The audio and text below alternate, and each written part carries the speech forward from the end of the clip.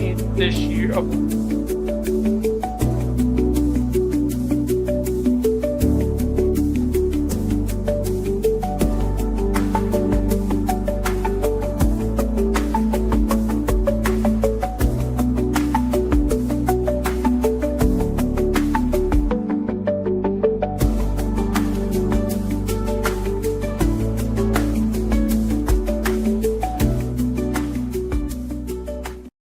Yo, Big D hosting the Open Sports Mic. We got Rich, we got Bear, we got Jason, we got Jeremy. Oh boy, let's see. We're talking. It wasn't me, guys. We're talking all things Packers, Bears. We're talking all things Mike Tomlin leaving the series, and wait, I think Justin Herbert just got sacked again. My God, he had 30 QB hits on him in that game. Somebody's trying to blame Justin Herbert for losing that game. Blame the O-line. Blame the O-line. Make it right. And by the way, they have an O-line? I thought they were all injured. No, they had 5 tackle sleds with too big of a gap between them. Okay, so while everyone's here, let's see. We've got a heavy NFC North thing. I hear there was this rivalry game on Saturday. I don't know, featuring 2 teams. Don't like one another, and 2 coaches who, frankly, could give a hoot. Bears, and it turned into a wild shootout that West Texas has never seen. Actually, I'm happy Jason's here tonight, not because he's a Packers fan, but also because he's a Packers fan, because he's about to get what I'm going to say. I think it's hilarious that some in the Packers community, and I know Jason's not one of them, they're all like, oh my God, I can't believe the handshake. I can't believe what he said in the locker room after the game. Hello, it's a rivalry. I think Ben Johnson gave the appropriate answer. It's a rivalry. Of course I hate those guys. I mean, duh. Right. No, I agree with you, Ken. I thought just like you. I thought everyone else on social media was making a mountain out of a molehill. And you know what? As a Packers fan, I had no problem with Ben Johnson only giving a little finger rub to Matt LaFleur and then subsequently saying F the Packers in the locker room, because you know what? Quite frankly, he had every right to do that. His team came from an 18-point deficit to kick our asses. Bottom line, there's no other way to slice it and dice it. And you know what? Considering that they came back from an 18-point deficit the way they did with that dominant effort of defense in the second half, quite frankly, he deserves to say F the Packers. So you're right. I have no problem with him not doing that. It's like, would Tommy Lasorda have shaken the hand of Roger Craig after the Dodgers beat the Giants in an NL West showdown? Absolutely not. Would he have said, fuck the Giants? Absolutely. So it's the same thing here. You're right, Ken. I have no problem. Deep down inside, I don't like it, but I don't have a problem with it. No, it's the rivalry. It's the way it's supposed to go. I mean, look, and Packer fans talk so much crap to Bears fans over the years. Bears fans were like, you know what? Is it a little chilly outside? I hear the Iceman cometh for you. I mean, well, look, there's some playfulness with it. At the same time, like, so he said, F the Packers, F them guys. Big game, huge emotion. You got your team going to the next round. If the roles were reversed and Matt LaFleur said, like, okay, that's the rivalry. That's what you put on the bulletin board next year. If you're LaFleur, you say, remember when he said this? And if you're the Bears, you go, hey, remember what Bullard said after the game that we didn't do anything special? Right? You put that on the bulletin board. I mean, this is a rivalry. This is what makes it so great, because there is so much bad blood and trash talk that goes between them. I mean, look at Ace in the comment, F the Bears. Well, you know what? FTP. F the Packers, because you know what? I love Packer fans right now because there's a cold reality. Oh, yeah, it's getting chilly in here. The Iceman's starting to come, guys. This is a chilly reality for Packer fans. In the Matt LaFleur, Jordan Love era, 0 NFC championships or 0 NFC North championships. Make that right. 1 playoff win against Dallas. Okay, I'll give him credit for that. Now, under Ben Johnson, Caleb Williams, 2-1 against the Packers, an NFC North championship, a playoff win against, the Packers. And Caleb Williams, by the way, career is now 3-2 against Jordan Love and the Packers. Do you think there might be a changing of the guard going on a little bit in the North? So Packer fans can sit there and keep talking all this smack, but the numbers are starting to flip, guys. Jeremy, as a fellow NFC Norther, how did you feel about the botched handshake and the F-bomb dropped by Ben Johnson afterwards? I thought it was classic. I thought sorry, you would. I did. But at the same time, as much as you can say that the Bears won that game with that big comeback in the second half, you can also say they're flat. They fell flat in their face the entire second half. The awful play calling the whole second half. But in the first half, Ben Johnson channeled his inner Dan Gamble and went for it 3 times in field goal range on 4th down and got none. If they'd have just took, they'd have never been. I will also say this. Jordan Love did not lose that game for the Packers. No. Jordan Love threw 4 touchdowns and had no interceptions in that game. Granted, he was shut down in the second half, but Jordan Love did not lose that game. So any Packers fan who stands up and says Jordan Love lost that game needs to go back, look at the box score, watch the game all over again to see how well he actually played in ultimately a losing effort. In the first half, look at the Bears started out with a very good first drive and came away with a field goal. And then, trying to maximize possession, knowing field goals wasn't going to do it. He tried to put on some 4th downs, Dan Campbell style, and didn't get it. But this game really, for me, was a tale of 2 games. It was like 2 games in one. The first half was the first game, and Green Bay kicked Chicago's ass pretty much all over the place. Chicago had some limited success, whatever. The second half, the Bears kicked the Green Bay Packers' ass all over the place. The Packers have some limited success. Yeah, it wasn't like, if you want to talk about choke jobs, you could say, these people are trying to say, well, the Packers just choked. Well, the Bears choked the whole first half away. They both choked the half away. The thing was, like, even with the Packers, if you will, choking in the second half, if Caleb Williams doesn't go Air Caleb, because now you've seen they're doing the Air Jordan thing with that throw, right? If he doesn't make that, whatever the hell that throw was, to Romadunze on that 4th and 10, game is over. I must say, that throw Caleb Williams made may be the best throw I've ever seen him make. He's going to his left, off the wrong foot, and delivers a seed to Romadunze. If that ball's incomplete, it's game over. It's game over. And it's funny because now they took that shot and they put the Air Jordan logo over it and almost matches up directly. And so now they're calling him Air Caleb. I'm like, oh, God. But, I mean, don't do even with the Packers choking, Caleb had to be Superman still to get the victory because they don't make that 4th and 10. It's done. Green Bay moves on. We go home. Jason. Yes. I don't know what it is, but Green Bay special teams unit in the playoffs is about as reliable as let's just say the LA Chargers blocking Justin Herbert. Because if you think back to the 2021 divisional round against San Francisco, what happened in that game? Block punt led to a game-time touchdown. And the other night, Brandon McManus misses 2 field goals and an extra point. And the Packers lost by 4 points. Are we seeing a trend where these LaFleur's, Shanahan's, and Sean McVays are great offensive-minded coaches, great coaches in general, but maybe struggle just a wee bit with special teams? Hold on. You see, I'm getting ready.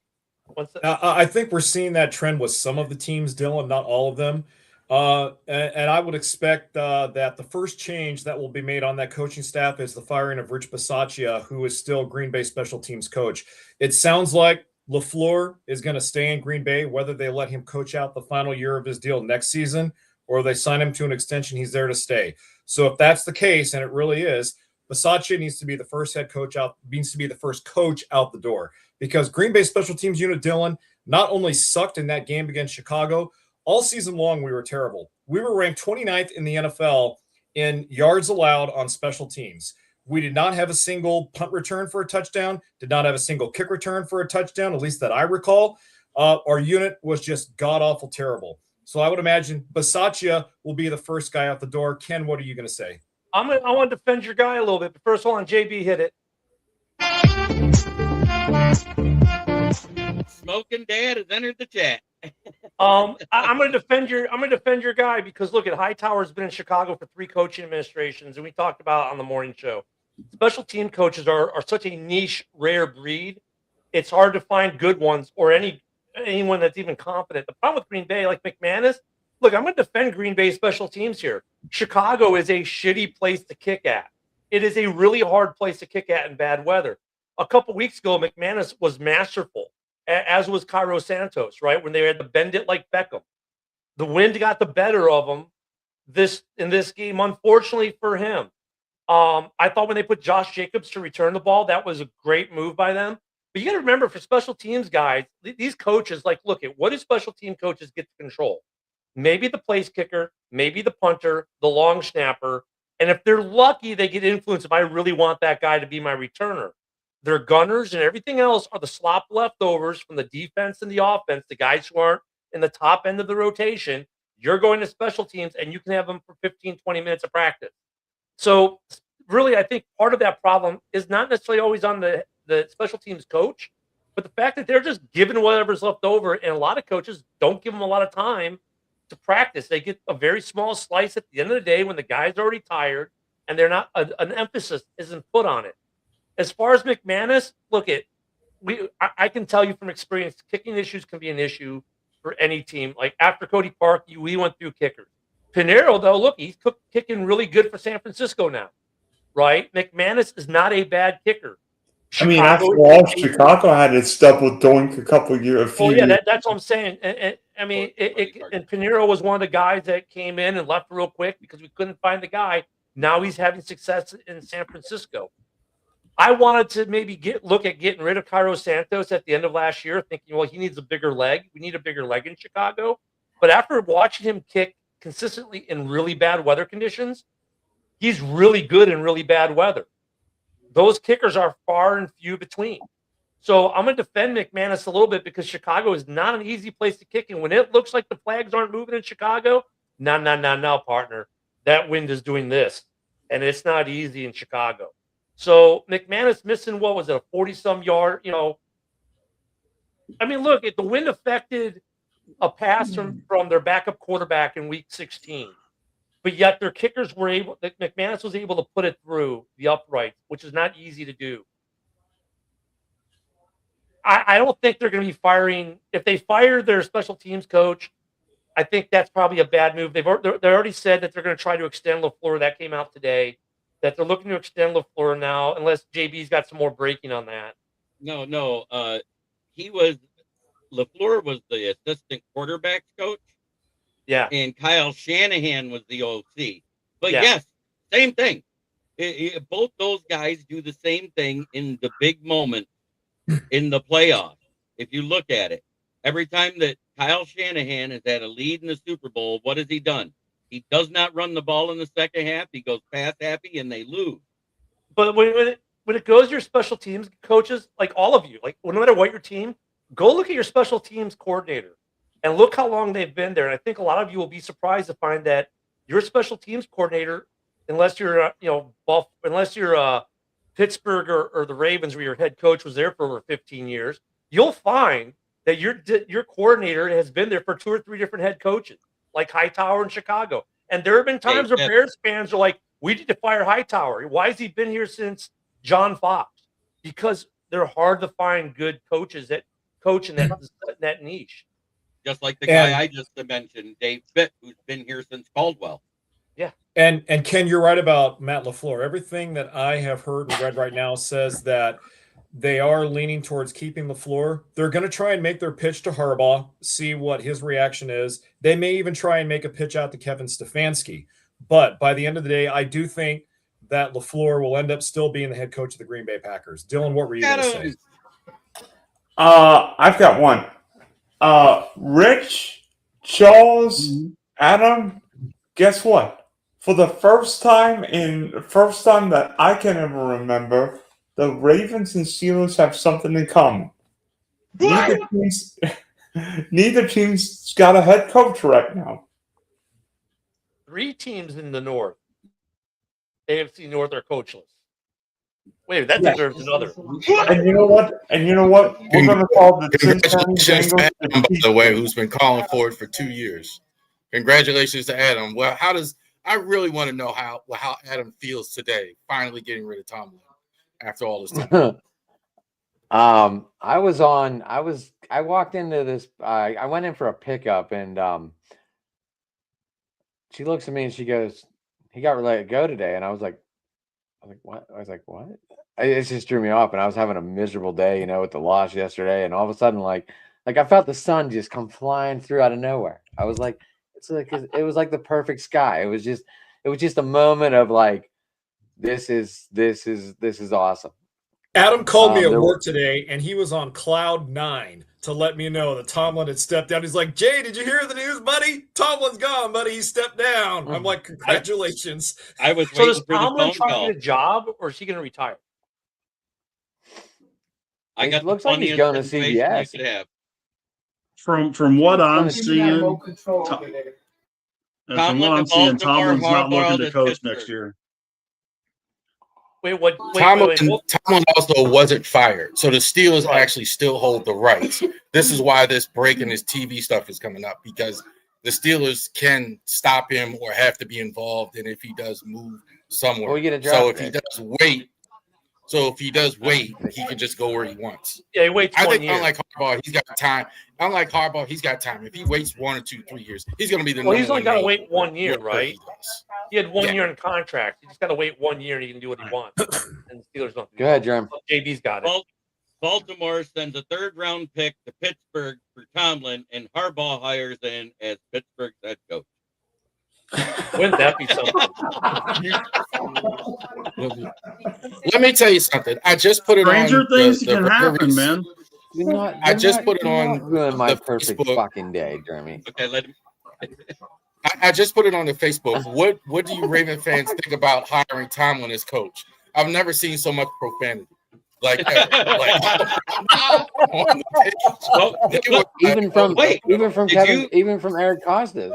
Didn't you see the Baltimore owner and the GM there in their presser today? And it was right when the news was announced that Tomlin was fired, or did he walk away? He goes, "That's real." Hey, you know what's It was they announced asked before the press about- conference. funny? This would be the collective sound in Baltimore if Tomlin got hired. Well, but they asked the Ravens owner about, well, what would you think about Tomlin coming to coach the Ravens? He's like, well, holy shit. Yeah, we'll do it if John goes to Pittsburgh. Right. Hey, That was kind of the joke of the day. I want to He make likes Steve y'all joking. He likes Tomlin as a coach. Yeah, He I wanna really make does. Steve I wouldn't Tomlin's shock very me. That's happy. why I would not be surprised if they send a 3rd-round pick to Pittsburgh to get the right to have Tomlin and extend them right off the rip. No, different. I'm gonna make Steve in the comments. He said this morning, and he knows the policy, so he knows the policy. Family, I wouldn't be. He's like Matt LaFleur is more likely to be traded. I wouldn't be surprised either if like Matt LaFleur gets traded to Baltimore or to Pittsburgh. I just still like my idea better because that would be hilarious. I do like your idea better, but I want to make Steve I happy. like your idea. I think it's Flores in Pittsburgh. I think it's Flores. I think that's. I think that would work. That would make a lot of sense. Flores would have to drop his cases to be hired as a head coach. Right. He's already been He would there. have. Ugly mug. He's Brad, interviewing. he's gonna have to do. He's gonna have to do what DeMeco Ryans did, where he's gonna have to turn the defensive responsibility over to somebody else, and I don't know that he's willing to do that. Well, he's DeMeco interviewing. Ryans this year turned the defensive responsibilities over to Matt Burke because he realized Flores is interviewing. I can't oversee this He's got team and do interviews that on the at the same books for time. head coaching positions. So I Right. mean, JB's right. He would probably have to drop his suit, but guys, he's interviewing. He's not out of it. Remember, Flores has Right. no contract in Minnesota right now. His contract's Right. up. So I don't know. I mean, look at if Pittsburgh would be a dream job, he'd be the 5th coach since all of our lifetimes, pretty much. Right? I mean, fourth. no, they've had 4 since like what 67. 3. Mole Cower Tomlin. That's it. That's it. Since That's it. 1969. If you're Flores, I think you drop your lawsuit to take that job if it's offered. 15 coaches before that. Dylan's been waiting patiently through like 6 of us. God. Here's what I think happens with the Steelers. Brian Flores seems like he'd be the They're guy not bringing Brian Flores back. because Pittsburgh always They're not seems bringing to Brian go after Flores young defensive minds. But you know what? You're- Nobody thought the Steelers would get Bill Cowell. Nobody thought the Steelers would get Mike Tomlin. Pittsburgh is probably thinking 5 steps ahead, and the Steelers are going to hire somebody we've never heard of. He'll be young, and I think he will be an offensive-minded head coach. I wouldn't be surprised if he's maybe the OC in Jacksonville, not Liam Cohen, excuse me. But I wouldn't be surprised if the Steelers went out and got a young offensive mind. Maybe Cliff King's what? Halfley. Don't forget Halfley. Jason, cover your ears. Packer Muffs. Halfley from the Packers, defensive coordinator. Don't forget him, too, for Pittsburgh. I wanted Jason to cover his ears so he didn't get mad at losing another coordinator. You're okay, Jason? Why? I got a question for Jason. Why do you want LaFleur gone? Because you were just destroying him the other day. I saw. Why do you want him, or do you still want him gone now that you've had a couple days? So Rev, I tweeted what I tweeted about LaFleur because I was in the heat of the moment. The fact that they had choked the 18-point lead, and like every other Packers fan, I was pissed to high hell. But cooler heads have prevailed here. I've had a chance to sit back and think about it more. And you know what? I'm going to preface what I'm going to say by letting you know that I heard Ross Tucker, CBS NFL analyst, on the Dan Patrick show yesterday, and he brought up a really good point. He said, if you're a team like the Packers organization, you're always going to be building your team for Super Bowl success, not wins in the regular season, not playoff wins, but Super Bowl success. If you fire LaFleur now, who out there, and you take Harbaugh out of the equation, who out there right now, whether it's Kevin Stefanski or whether it's Halfley or somebody else, is going to keep the Packers as a relevant Super Bowl contender as a head coach? The answer to that is no. So Tucker said, and I agree with him on this, if you're the Packers, let LaFleur coach out the last year of his deal because his contract officially ends at the end of next season. Let him coach out next season. See how he does. That way, if he does flame out again in the postseason, you don't have to worry about being on the hook for any dead money. Because if they go and they sign him to a long-term extension now, let's say hypothetically speaking, 5 years at $75 million, and then the Packers continue their slide, they're into year 3 of that slide, they're on the hook for all that dead money that goes against their cap. And so Tucker brought up those. Coach money doesn't go against cap. Well, excuse me, just 1 second. Tucker brought that up, and Rev, I thought about that more, and it makes more sense. And so I'm willing to keep LaFleur, but if LaFleur is going to stay, the rest of the coaching staff needs to get mixed up because it needs to change. But wait, head coach money doesn't go against your cap. No, you're right. But I mean, they'd have dead money because like the Raiders are paying $50 million to coaches that don't coach there anymore. That's what I was trying to illustrate. It's hard though with LaFleur because like I agree with Jason, like in that analysis of hey, let him coach out next year and see what's what. The problem with that is though, maybe he walks at the end of the year because like, well, I saw what's what too, and I can go to some greener pastures, or the price goes up. But I mean, or if you don't try to extend him, it's a vote of no confidence, right? And it's a tricky situation that Ed policies. Remember, this isn't on Goody, this is on Ed policy. This is all Ed policy deciding this. I think you do like a 2-year extension, and if they come out ablazy next year, maybe you extend the extension. I don't know. It's Green Bay is in a precarious situation again, except now it's with their head coach, whereas before it was, well, oh, shit, we got to give Jordan Love a contract. How big should it be? Well, he's only had 1 year of playing time. Fuck it, give him $55 million, right? I mean, it's almost like that now with LaFleur. It's like they're in this tweener place. Yeah, they've been getting to the playoffs, but they're not winning division championships. They're not winning playoff games. We see how Steeler fans and Baltimore fans with their coaches were like, great, you're getting to playoff games, but you're not winning. You need to go, partner. Green Bay's curious, like, who could come into Green Bay and keep it going? Could Halfley take over? Well, I know a lot of Packer fans don't want to lose Halfley. That would be one way to keep him. Could Harbaugh come there? He's got a house in the UP. He'd be close to his other house. Maybe, Stefanski. I mean, now look, you're talking a defensive-minded coach. I mean, Halfley's probably gone at that point. So if you lose LaFleur, you're automatically losing Halfley, it sounds like, in any scenario. So Green Bay's probably going to stay the course because they want to try. They're hoping. They're crossing their fingers that no one gives Halfley a job. So real quickly, Dylan, I'm sorry. Getting back to what Rav asked me about me wanting LaFleur gone. Initially, yes. But Rav, now that I've had time to sit back and think about it more, I think right now, based on the current state of the team, LaFleur, as hard as this is for me to say, is probably the best coach for that situation. What does need to change? Brian Gutekunst needs to, I think, evaluate some things here as an executive. Find out what he needs to get it figured out there. Let me just say this. If Bob Harlan and Ron Wolf are still running the Packers, LaFleur would have been out.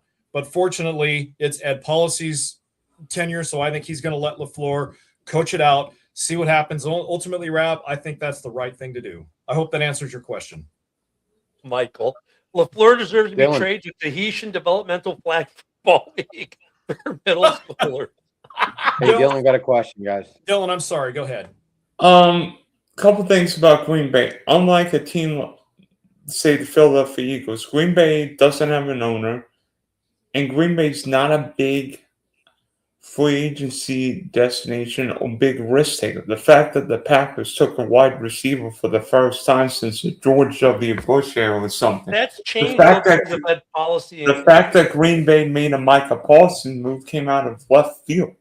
But well, not really. I mean, if you look at policy and Gutekunst, since they've been there, they're taking the bigger swings and the bigger risks, and they're paying people. There's a little bit of a subtle change in Green Bay that has not gone unnoticed by the rest of the North. Like, yeah, what you're saying, Dylan, is completely true of the old Green Bay Packers leadership, but under Ed Policy and Gutekunst, they're more willing to pay money, take risks, do free agency, take guys off the wire.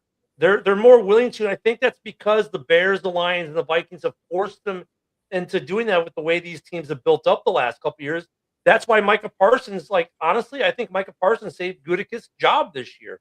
Like, if he doesn't make that deal, right, and bring him in, you might not have Goody, and we might be having this conversation because those two guys might be gone. But he made a great move that probably saved his job.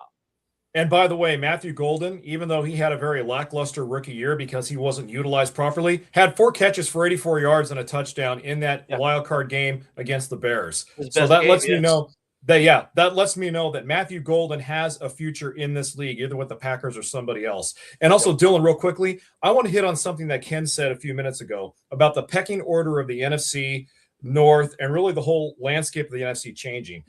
The Packers have dominated the NFC North for so long, but because teams like the Bears are getting better, because teams like the Lions have gotten better, it's no longer a one-trick pony show. And so Green Bay has not adjusted to that changing landscape in the NFC North. That's what I'm trying to get to about Gutekunst needing to be more aggressive in free agency. You're drafting some decent players. They're starting to develop, but now you need to go out and start thinking a little bit bigger. And they don't have to necessarily overflow the boat and spend big on huge name free agents. Just go out and get the guys that are going to fit the scheme. They have an identity. They know what they want to do on offense and defense. Just get the guys that fit your scheme and see what happens. I mean, the Packers were the best of the worst for so long that when everyone else caught up to them, they kind of got caught flat-footed. Look, they've done some things right. The way they did the drafting Jordan Love and letting him sit on the bench for a couple of years, it went a year longer than they probably originally planned. But Green Bay has done some things to maintain a certain level of, I don't want to say excellence, but of being really good. The problem with the NFC North is the Bears were dysfunctional, the Vikings were dysfunctional, probably still are a little bit. The Lions were dysfunctional, but when those teams kind of figured out how to not become dysfunctional with better GM and head coach hires, they've caught up to Green Bay. And in Chicago's case, you could say they've obviously this year surpassed Green Bay. The Lions had surpassed Green Bay for a couple years. Look at everyone in this division has a winning record. It's become It used to be where Green Bay could win 10 or 13 games and no one else in the division would have a winning record, right? Everyone else was 7-9, and Green Bay would win 13. This year, every team in the NFC North had a winning record. Yes, even the Vikings managed a winning record. In fact, they're not even in last place. The Lions, believe it or not, were the last place team this year. So the NFC North has changed. The Packers need to adjust to that some, and they will. But right now, like the way the Bears are playing, like honestly, they have a legit chance to win a Super Bowl this year, which even a couple of weeks ago I would have been like, I don't know if I want to say that yet, but I'll say it now because there's no one that's left in the playoffs is a team that's like unbeatable. They're all beatable for this team. And you look at the NFC North next year, it's going to be another dogfight. And you look, and the Bears keep doing what they're doing, and Caleb keeps getting better because he's not at his peak yet. Oof. I mean, I love that there's a lot of talk about the Packers post this Bears-Packers game, which is great in a way. I mean, it frustrates me, but another way it's great because, like, people seem to still sleep on this Bears team. Like, this Bears team is legit good. And they can beat you and they can do things. We've beaten everyone. Think about it. Well, we didn't beat the Ravens. The only team, and we didn't beat the Lions. But we've beaten a lot of really good teams this year. And every game, the Bears have been underdogs at home. I guarantee you for this Rams game, I haven't looked at the line yet, but I bet the Bears are the underdog. I guarantee it. I bet they are. Let me see. Here's one thing I want to find out, Ken. I want to find out what happens when that running game goes away. Because last I looked, unless I completely missed the stats, Caleb is still at the bottom in completion percentage in the NFL. He is. And if that running game ain't there and he's got to throw 40, 50 times a game, I'm fine with that, though, because we actually looked. So we did something on, the Bears are 3.5-point underdogs at home. Again, with Caleb, we took away his throwaways. If you take his throwaways away, not the drop balls, just throwaways, he's throwing at 68%. He throws the ball away more than any other quarterback in the league right now. I'm not doubting that because he picks some really horrible times to throw the ball away too. Sometimes, I agree with that. Sometimes he's really quick to do it, like really quick, maybe too quick. The 4K club mark, he missed like 50 some yards this year. Fans care about that more than players and me. If the Bears have to throw, did you not see Colson Loveland this weekend? Look Right? like the best player. Look like the best tight end in the league. The Bears have weapons, man. Colson Loveland, Cole Kmet, Roma Dunze, DJ Moore, who once again was the dagger throw to kills off Green Bay 2 games in a row, game-winning touchdown. And you still got Zacchaeus. You still got Burden, who's the most efficient route runner in the NFL. It's not like they don't have people to throw to. You can throw to Swift too. So if the run game goes away, they got a great passing game. Just how they won. They didn't beat the Packers because of the running game. They beat them with the arm. Caleb beat them with the arm. So, Ken, quickly, with the Rams, Bears playing on Sunday night, we know it's probably going to be cold. How do the Bears beat Matthew Stafford and get to their first NFC Championship game in 15 years? Just keep doing what they're doing, honestly. They can't.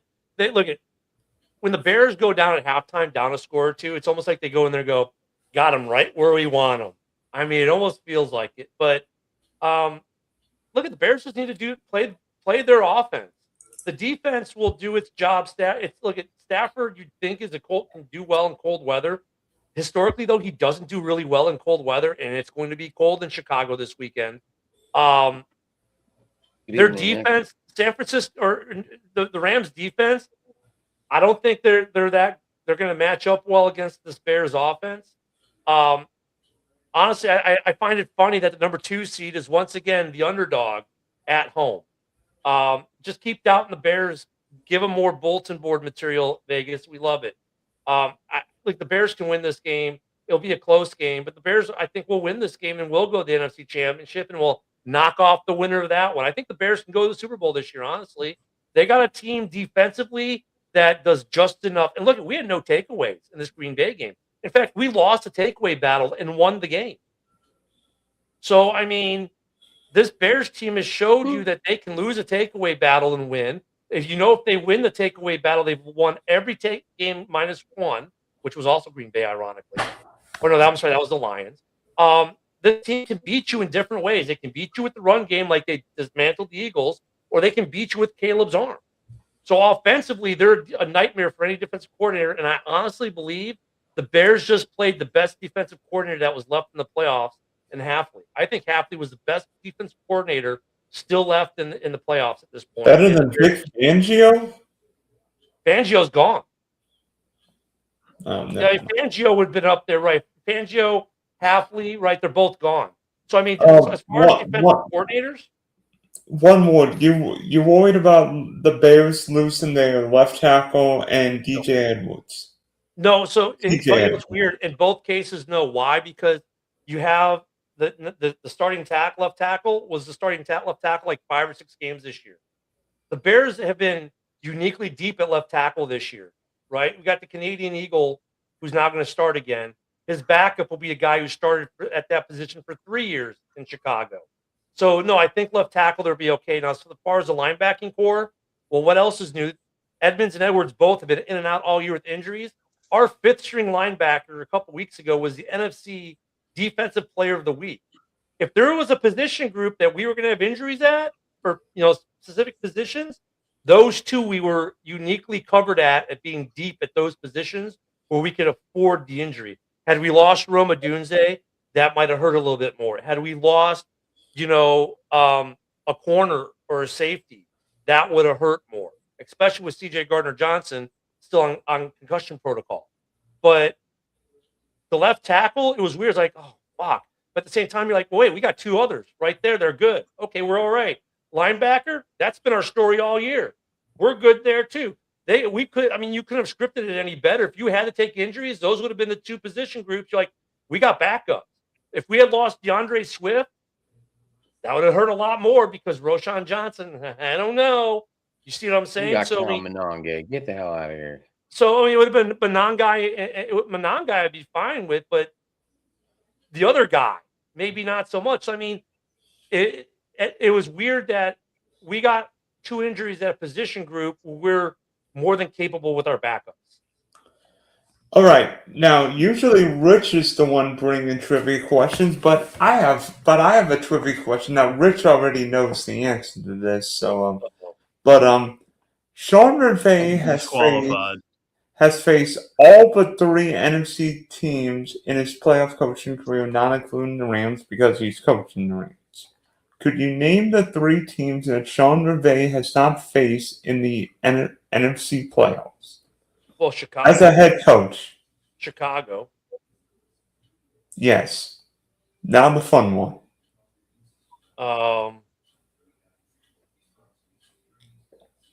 You said NFC teams, right? Yes. Wait, what's this question? Seattle. What's the question? Rams and Seattle face each other in 2020. Wild card round. The 3 teams McVay has not faced in the playoffs from the NFC. The first one was Chicago. Green Bay. I don't know. Division round 2020. What about Tampa Bay? 2021 division round. Yeah, that was a great game. I still remember that game. NOLA? No. Forget that. They played NOLA. Random PI call that same. Yeah, that was NPI call. The second I said that, I said, oh, wait, NPI call. Never mind. Arizona. Giants. The Giants. What did you say? Giants and the Cardinals. I said the Giants. You're correct with the Giants. Cardinals would have been the wild card game 2021. So down to 1. So we got the Bears and the Giants. Who's that 13? Oh, look at that. We got Mike from Lions Talk today. What up, though, brother? Hey. You guys are gonna be fuming over this last team. It's an easy one, and we're just missing it. I'm gonna say the Washington Commanders. No, Ding, That's ding, what I was ding, ding, ding, That's ding, what I was ding, thinking. I ding, was I was just ding, thinking ding, that. thinking. I was ding, like, ding.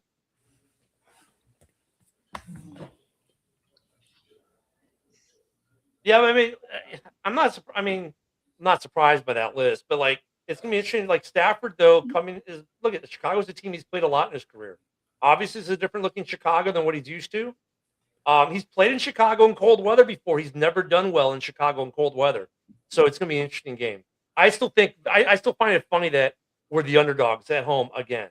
You know, if you look at if you want to make money, if you wanted to make money this year, the Bears were the underdogs in every game they've played this year except for 2.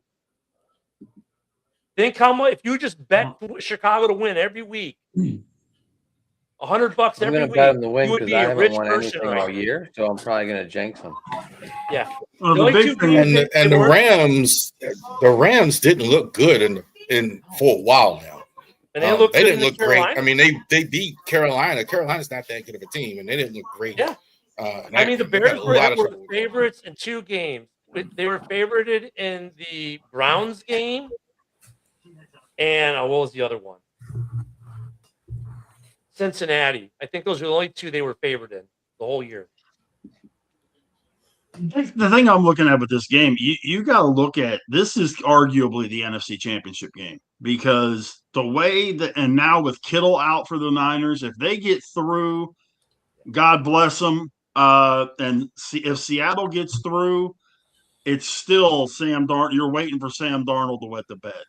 And you actually think So San Francisco can win this game because it is a division game. The injury doesn't affect as much.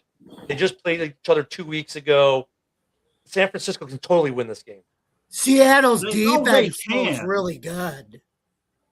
But Yeah. what I'm saying is, if they go in against the Rams or they go in against Chicago, I think the Rams are going to have a bigger issue there than they will against Seattle. So I think whoever wins this Bears Rams game is going to represent the NFC. Yeah, and it'll be the team that beats the Seahawks. I mean, I really want San Francisco to win this week. I want there to I be a think San Sam Darnold Francisco shows up on Chicago Saturday night rematch and in beats Chicago. Sam Darnold. What was that, Adam? The primetime Sam Darnold, who sucks. What about the Rams game where they came back and won? That was prime time. I keep telling you that, Indeed. Adam. You don't listen to me. And then Sam Darnold won the division. Here's the problem with the Sea Chickens. You take out, they've got a great wide receiver. Adam never listens to me. If you can cover him, if you can cover their wide receiving core, which Chicago can, because we have to deal with good wide receiver duos all over this division. Detroit, Minnesota, right? I'd rank them up with them, and the Bears do a good job of containing those receiving cores to within an acceptable limit for the most part. Their running game isn't that good in Seattle. It's okay. It's not great.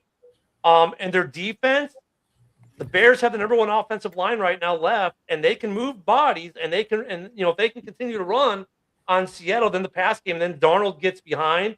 Darnold will do ghost things, so you'll see ghosts of playoff games. At least Darnold doesn't paint his fingernails. Oh, who gives a shit about that? Real men don't do that, dude. You know Dennis that. Rodman colored his hair, painted his fingernails, married himself. Real men really don't paint care. their fingernails. He's not Really Elton don't John, care. okay? Okay, whoa. Let's not turn this into a gender or transgender war of any kind. Painting your fingernails has no bearing on whether or not you win a football game. We can save that conversation for another day. I mean, if you look at Dennis Rodman back in the day, he dyed his hair, painted his fingernails, fucking married himself in New York, and was the best rebounder in probably NBA history. So who really cares about that? Jason's right. Like it doesn't matter. But Darnold, though, I agree with you, Rich. Like Darnold, you're just waiting for when are the ghosts to come out. Right, and Jamie's got a point. I mean, he did come back in that game against the Rams, but now we're in a playoff situation. And everybody knows, all 8 of us know, it's a whole different ball game when you're in the playoffs than it is in the regular season. I don't care who you are or what team it is. It's a whole different ball game when you get into the playoffs. Right. And Darnold is one of those guys that has got to prove it in the playoffs because he has not done it in the past. So we'll see. We'll see. What's going to hurt San Francisco more than anything is the loss of Kittle. That's what I was saying. Yeah. But That's the video. San Francisco is even okay, being but here. he's not Kittle. San Francisco being this far is the craziest thing I've ever seen. They're starting 3 backup linebackers. They lost their tight end. They lost Kittle. They've lost Williams. They've lost their inside guy. They had lost Brock Purdy for a lot of the season. The fact that they rolled the Eagles is just unbelievable. This is unbelievable stuff. Benchwarmer did a short. I can't get it on this, and he's like, CMC collects the souls of fallen players and becomes stronger. So when Kittle got hurt, it was the funniest bit I ever saw. Like, they're like, yeah, who knew all we needed was CMC, and as everyone else gets hurt, he gets stronger. I mean, Kittle got hurt though before this game was over, and they still did what they did to the Eagles without Kittle. Like, and and look at Kittle's missed a lot of time this year, so it's not like they were not used to Kittle not being there. Has anybody put the pieces together yet that there's 3 NFC West teams in the Final Four? Yeah, it's insane. Has anybody put those pieces together that 3 of the Final 4 teams in the NFC are all NFC West? Yeah, I did too. I did too. Thank you, Jay Knight. Hey, I was one of the ones that said the 49ers will probably beat the Eagles because they're way too consistent on offense. By the way, I think we would all agree that Kyle Shanahan should win coaching. And by the way, Nick Sirianni, oh gosh, no. This will be the first time. This will be the first time in NFL history that you're going to have coach of the year. You watch. Really? Coach of the year. Who do you think it's going to be, Rich? I think there's 3 of them that are at the top right now, and I'm going to name my 3 top candidates. It's Liam Cohen, Ben Johnson, and Mike McDaniel. Mike McDaniel just got fired. You mean Mike McDonald, Seahawks. Yeah. I'll tell you how you got those 3 guys. You got DeMeco Ryans. You've got you got Vrabel. You got Sean Payton. To me, I just think there's so many guys that are up for coach of the year that have a legitimate claim to it that we're going to see a whole bunch of diversity in those numbers, and we're going to end up with a tie. I would not be the least bit surprised if somewhere, somehow, there's a tie. Look at the voting's not done yet, which is bad. It used to be the voting was done before the playoffs started, but unfortunately now it goes into the playoffs a little bit. How many first-year head coaches are still in the playoffs? There's your coach of the year. 1. Because that's going to influence the voting. No, Vrabel is the first. Well, but I think what Kyle Shanahan's done just makes sense. Vrabel was not That's a first-year That's coach. great coaching. His first year with that team, but yeah, you got Vrabel in there too. But I mean, look, usually if it comes down between a guy who's been there and a first-time head coach, almost 99% of the time, the first-time head coach is the guy who wins that award. It's just a weird quirk with the voting. Because you're like, yeah, well, Vrabel's done it before, we know. But Ben Johnson, he's brand new, and look what he just did to this team that, by the way, hadn't won a playoff game in 15 years. Oh, by the way, hadn't had a winning season in 4 or 5 years. Oh, by the way, and wait, they're still in the playoffs. And if they don't get the votes in pre this game, let's say the Bears beat the Rams, they're going to be like, oh, first-year head coach win an NFC championship game? Yeah, I know who I'm voting for. Whether that's right or wrong, that will have influence. Well, and so that's where Cohen has a really strong leg because, you go from he's the first team in the NFL history to have 13 losses one year and 13 wins the next one. Yeah, we had 12 last year and 11. So, to have that kind of a turnaround, that definitely gives Cohen a leg in there. Yeah. I'm not saying it doesn't give him a leg. Seattle. Well, I mean, I'm not saying it doesn't give a leg, but like when it comes to first, they're going to look at it's weird. Well, who are the first-year head coaches? How'd they all do? Okay, how many are still in the playoffs? And unfortunately, that's going to affect the voting. And if the voting's not done by the time this Bears-Rams game is over, and let's say the Bears win or are going to the NFC Championship game, that too will affect the voting even further. I think the votes are done before the playoffs would start. No, they're not. Yes, they are, because they're based off of regular season. The playoffs have supposed to no be. bearing. And what they're doing is they're not releasing it now to cause more speculation. The voting was done after week 18. That's what they said last year, and then guys talked about how they didn't vote till after the playoff game. So I don't know how much I believe that, baby, to be honest. Hold on, guys. For the 2025 NFL Coach of the Year, ballots were submitted by the panel of 50 AP sports journalists on Monday, January the 5th. Week 9, right at the before the wild card. So it'll be interesting. I think your top three, though, are going to be my doppelganger there in Jacksonville. If he wins, I expect a check. Ben Johnson for sure. I mean, both those guys. And then, I mean, Vrabel has got to be in the conversation. Shanahan, I mean, I kind of agree with what Dylan said, though, with the way he's kept San Francisco together and relevant. Man, they got to be in the conversation. Up in Seattle, he's in the conversation. I think Kyle Shanahan needed to win that game against Seattle to win the division to get in the Coach of the Year conversation. I think he lost it right then and there. Yep, that's what I think. I think if they'd have as much as I'm pushing for, as much as I'm pushing for Seattle, I mean San Francisco. I'm not. I'll say that I'm for Kyle Shanahan getting it, but if they give it to Liam Cohen, they give it to Ben Johnson, they give it to Mike Vrabel, I have no problem with it. I think it's very, very close. Right. It's not like to me that's a travesty or anything like that. I mean, those guys have done phenomenal. You can't even get mad at him giving it to Mike McDonald because he beat Kyle Shanahan to get that first beat. I was just going to ask, does anyone think Sean Payton? Does anyone think Sean Payton got pushed out because that division turned into a joke? Yeah.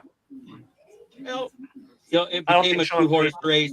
It became a two-horse race. What, in week 9 was it? That was when. Well, and people expected Sean Payton and Denver to be good anyway. So if you are what they expect you to be, it's like we expected you to be good. Why am I going to give you an award for what I expected you to be anyway? Hey Jamie, I think same reason like McVay wouldn't win it or something. Yeah, they expect Sean Payton to win the division. That's not. Yeah. Hey Jamie, we've all got like backgrounds or man caves. You just have the roof of your room. And your it's actually not my room. Buffalo has no ceiling. No, actually, it's my basement. I do have man cave stuff all the way over here. Okay. You should get it in the background, buddy. You should get it in the background. Is Drake made the MVP? No. Does it really matter? Think he is. I think he is. I still think it's Stafford. Why are you Dylan the one to criticize if I have a man cave or not? Seriously. Who the fuck are you talking to? I think it comes down to those two. I'm talking to Dylan. Anybody besides those two? Anyone? That pissed me off, dude. You saying that. I mean, look at I don't want to homer out. I don't want to homer out, but I won't be surprised if Caleb gets a couple votes. Everybody, you know what? I'm walking victories. off. There'll be some Midwest voters who'll probably vote for him, right? But I don't think he'll win it. But he'll get some votes because, all right, Shane. The 6 come from behind. I'm sorry, Jamie. I'm sorry. I'm not logging off. But no, I think it's Stafford or Drake May. I think it's a 2-horse race, and you'll get a couple votes in there for Caleb with all the come from behind. You'll get CMC will get a couple votes because he's CMC. But I think it comes down to those 2 quarterbacks, honestly. No votes for Josh Allen. No, because they had such a weird season. I'm changing my MVP vote to Josh Allen. Bring my savior in. My savior. The Haas is in the house. Getting Tomlin fired. We love you. Hey, I mean, like Josh Allen was MVP last year. You look at the season this year. Statistically, it might look okay, but the way that season felt for Buffalo didn't feel like a Josh Allen MVP season. Anyways, I was out last night watching the game at Hamlin's Pub with one of the guys that watches my show through my Facebook page, Steve Bauer. And at the beginning of that last drive with Aaron Rodgers, I said, the only way that this will get better is if he throws a pick six. 2 plays later, 51-yard touchdown. The other and way. There's mutual. I saw an article today that Aaron and the Steelers have mutual interest in him returning for another year. I wonder if wow. the firing No, today or please, I won't watch the NFL. well, then if but it that was comes before the back. Tomlin news was announced. I wonder if Tomlin leaving It's like Rodgers, now get the changes. hell out of the NFL. You're done. I'll tell you what I think. Zero chance you could get Aaron Rodgers to listen to some 34-year-old coach on the offensive. That's not going to happen. I'll tell you what I The think only person happens. he's going to listen to is RFK Jr. Okay, I'll tell you what I think happens with Aaron Rodgers. If we're just gonna run that's the screen only guy passes he every listens to, fucking play. and Cheryl Hines. Anyway, go ahead. I'll tell you what I think happens with Aaron Rodgers. I don't think Aaron Rodgers is the quarterback of the Pittsburgh Steelers next year. You should I just think go Aaron- away, man. I think Aaron Rodgers is the quarterback of the Minnesota Vikings. I can see it happening because of what Quezzy said today. He was asked if J.J. McCarthy was the quarterback to start next year. He paused and he goes, I don't know if McCarthy's it. So they're looking for a quarterback. I watched Yeah, but they McCarthy got- is traded before the draft. The money issues in Traded- Minnesota. nobody Crazy wants him. Quezzy, they do some things, but man, their cap right now is like they're so far negative. They have to restructure some guys and then take and just to be able to sign their draftees. I don't know where Quezzy, you do some crazy math up there, but how can they afford it? I don't know if I they can don't know. afford Aaron Rodgers unless he says, well, you're going for a vet minimum Aaron with Rodgers a lot of should it, just with a lot of retire, like man. extras It's thrown in sad. at Oh, certain I marks. agree. I mean, their I cap. thought the Vikings would go after Mac Jones or Malik Willis. Mac Jones is a product of Kyle Shanahan. He won't do well in Minnesota. Mac Jones, I think. Well, the team that's going to look at Kyle, those two guys, Kyle Adam, Shanahan can make is us look good at Indianapolis. quarterback. And KOC is Indianapolis the needs a Kyle guy. Shanahan tree. You know, so the verbiage is probably really close because he was an assistant offensive coordinator for 40 years. Kyle Shanahan could make Ryan Leaf. Yeah, but KOC back. makes Right. guys look good too, though. KOC is another one of those guys. He would make them look good, but I mean, He just- look at. I think for Minnesota, it's. I agree with JB. They're looking for them. Aaron Rodgers might be out of their price range of what they can readjust, and maybe they can get Jefferson and some other guys to move money around, and redo some deals. But Well, even there's then, there's more breaking news out of Minnesota. I think Yeah, Addison Rodgers, got arrested I think again. Rodgers is retiring, but go ahead.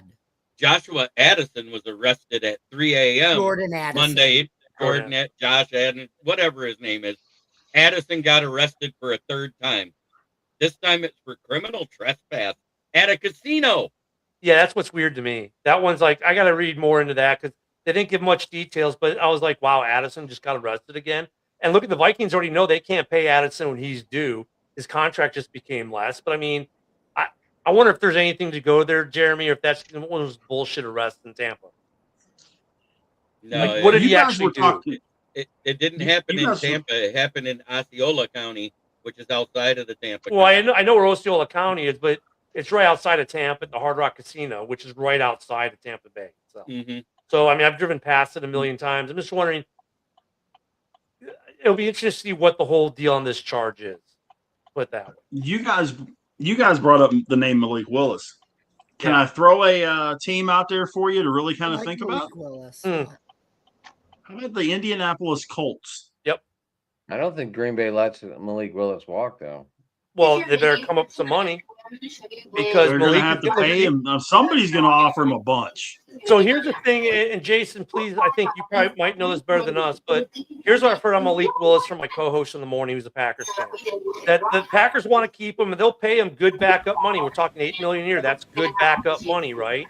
But the only way that Malik leaves, because Malik has expressed it, that he wants to stay in Green Bay, that the only way he leaves if he's offered starting money to go to a place like Indianapolis, where he knows he's going to probably start for at least half the season and have a shot to be the full-time starter if he performs that first half of the season. Jason, what have you heard, though, from Green Bay?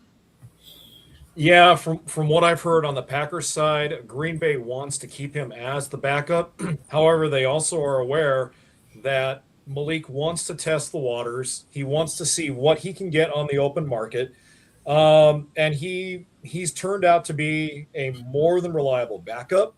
And so it only stands to reason that he wants to be a starting quarterback. With that being said, don't think the Packers will offer him something to stay there. But if he and his agent turn it down, I don't think Brian Gutekunst and Ed Policy are going to cry over spilled milk. I think they will shake Malik Willis's hand if he decides to go and say thank you for contributing to the success of our team. Good luck elsewhere. And then they'll look into the draft to probably bring in another quarterback, or they'll go on the open market and look for a veteran to bring in to back up Jordan Love. But yeah, you're right, Ken. From what I'm hearing, it's 50-50 on Malik. If he wants to leave, great. If not, they're more than willing to welcome him back. He'll get Tyson Bagent money or maybe a little bit better.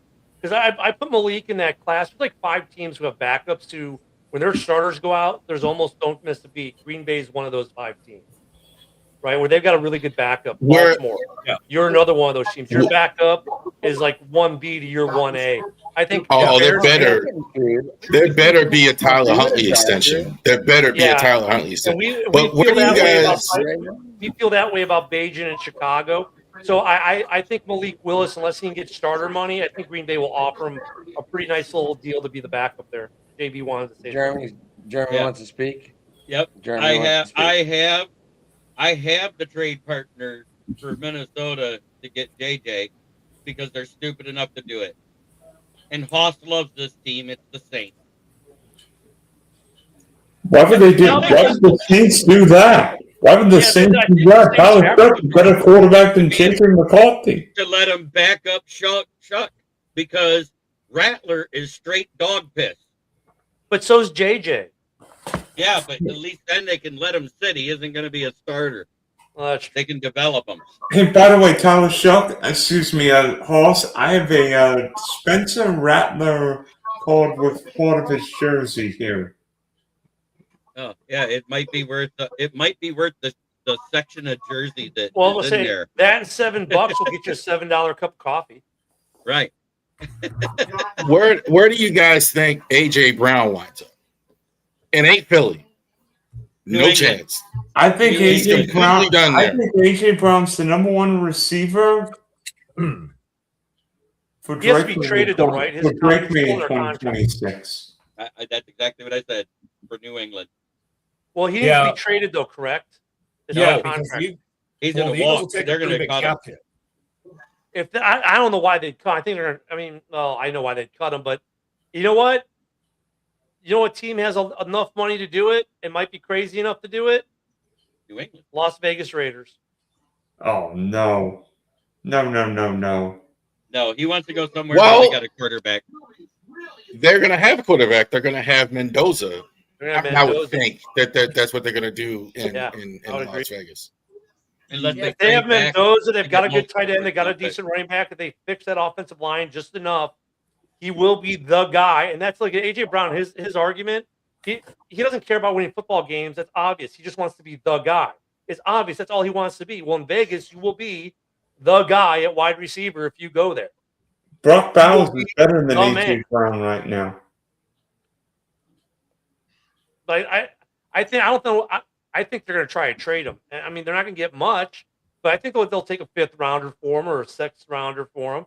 And the Raiders are a team that have over $100 million in cap. They can absorb AJ Brown's contract. Say you will be the guy for our new hot stud quarterback Mendoza, and Raiders fans will go friggin' nuts because you know what about AJ Brown? Wait a minute, it's the Vegas mentality. We're missing a very obvious spot. It does not have a number 1 receiver right this second. Kansas City. No, it's the man in the lower left-hand corner. Green Bay. He went to Green Bay. Got the money. He's the number 1 the second he walks in the door. They don't got the money for it. They got negative $5 million going into the season. Well, Jason, would you want AJ Brown in Green Bay? I would want, absolutely. From a talent standpoint, I would want AJ Brown in Green Bay. However, with a contingency, I would want him in Green Bay with the understanding that you're going to play for what's on the front of the jersey, not what's on the back of the jersey. Okay, that's a tough sell for AJ Brown because Ken, you just mentioned it a couple minutes ago. AJ is all about AJ, just like Aaron Rodgers is all about Aaron Rodgers. So from a talent standpoint, yes, AJ Brown could come in and automatically give them a playmaker, a wide receiver, but he's not exactly Mr. Inspirational in the locker room. So it's a risk versus reward scenario. Do you really want to risk the talent? Do you really want to take on the reward of the talent while risk alienating a young locker room with young players? I don't know. That's a tough sell for me at this point. And then, That's why I Nick wasn't upset the Steelers let Pickens go. And then Nick Burton asked, could A.J. Brown go to Cleveland? They're another team in cap hell this year. You still think letting Pickens go was a good idea? I mean, Pickens had like an all-pro season in Dallas. I mean, And come he's on. going to want all I mean, pro he money in was the offseason. horrendous. Well, and the thing about Green Bay is, And- like, when you talk to Green, and I talk to Green Bay fans every day, right? And Green Bay is always like, dude, we're good. Like, AJ, Golden had a good playoff game. Didn't have a great rookie year, but the playoff game was good. They love Romeo Dobbs. They like Christian Watson. If you talk to They most love Packer Jade fans, Reed. Packer fans will tell you, no, we're good at tight end and wide receiver. We're good with our offense. We don't need a guy like AJ Brown. We need a safety. We need we need some defense. We need offensive line for a weirdness because we usually grow them in the backyard in the garden. Well, I guess we let the garden go, so now we don't have them growing anymore. But if you talk to most Green Bay fans, they'll tell you, no, we don't need a wide receiver. We need offensive line. We need other things. Like, I think he'd be more of a distraction for Green Bay, to be honest with you, and they don't have the money. Well, Ken, you're right. We have other pressing needs besides wide receiver. Offensive line being one of them. The defensive backfield, second. Getting more depth on the defensive line, third. The Green Bays have Swiss cheese in a lot of parts of their roster. So A.J. Brown would be a desired welcome addition, but the Packers need to look. The thing with A.J. Brown is this. If we get him, are you getting the hype or are you getting the talent? Are you getting A.J. Brown just because he's the star A.J. Brown, knowing that we have other needs on the roster that are more important, like young offensive line with a lot of depth, young defensive line with a lot of depth. Take some of that pressure off Micah Parsons. And by the way, get Keyshawn Nixon off my damn football team. So let's get a better cornerback. Let's get a better safety. Nate Hobbs can kiss the road goodbye as well. So Green Bay has to prioritize. And if I were putting A.J. Brown on that priority list, he's number 5 or number 6. We need offensive line, defensive line, safety, cornerback, and then A.J. Brown. Now, conversely, the NFC North, if you guys haven't figured out, is a little bit of an arms race. It would add to that arms race because you look at Detroit, Minnesota, Chicago wide receiving rooms, and you're like, any team in the NFL would be happy to have one that receiving room. Then you go to Green Bay, and most teams would be like, we're okay. So, I mean, it would definitely add to the NFC North arms race at wide receiver, but I agree with Jason. I think it's like 5th or 6th or not even on their radar of carry. 3 teams would want the Green Bay Packers wide receiver room right now, and I can name them. New England Patriots, because that receiver room's just okay. It's not great. Kansas City, definitely, because they got Rasheed Rice, who's stupid. Right. And the Raiders. All 3 of those teams would take that roster right now. That's not saying. Oh, Anyone here's Romeo another Dobbs one, isn't he a though, free because agent? Isn't Dobbs a free agent this year? He's going to get paid. Dobbs, isn't he a free agent? Dobbs, Yes. Yeah, it's his last year. He is. But here's another one that I think we're missing as our group. Ooh, the Titans. What's that? No. What about Buffalo? Yeah, the Bills need number 1 receiver because that guy number 17 can't do it all So by Keenan himself. Coleman did not have a great Keon sophomore- Coleman's in the doghouse. Well, yeah, he had a for whatever sophomore reason. slump. He had a Gabe sophomore Davis slump. hurt. He hasn't been You playing. know, he was never going to be a number 1 to start with. Jamie, No. what do you think? I mean, A.J. Brown? Do you go after him? Yeah, sure. Sure. I mean, but he's, yeah, the guy's a talent. I mean, we need somebody that we But can get the ball to, you know. Jamie, And but I don't are think- you? And he may be a diva, but I don't think he's as bad as Diggs. So I at least can I can handle The that. question would be, does he know the words of Mr. Brightside? Hmm? Oh, Nick Burton brings up another one that has money. The Giants. Giants. You put him with Neighbors. Here's what you guys have to understand, and what a lot of fans and people don't understand. Good receivers have to call for the ball. as much as it pisses everybody off. This is Rashard Bateman's prime in Baltimore. He's not calling for it. Good receiver, unless you're like a DK Metcalf situation where everybody else around you is, or you don't have to, or you maybe like Keyshawn with the Bucks. You have to do that. You have to call for the ball. So, and this is why it hurts, and they don't like that, and that's why he's leaving. But good but then you conversely go to Chicago. None of those guys call for the ball. I mean, like DJ there were games where DJ didn't have anything, and then you have the 2 Packer games where he was the dagger. Rome had minus that 4th down catch, only maybe saw the ball 1 or 2 other times in the game. I mean, you got a different side of that coin. If you got the teams like a Chicago or a Minnesota or JV's team, none of those guys call for the ball. You know why? Because every week it's someone different. And A.J. Brown was in that situation in Philadelphia. Every week it was someone different, and he got pissed off that it wasn't him every week.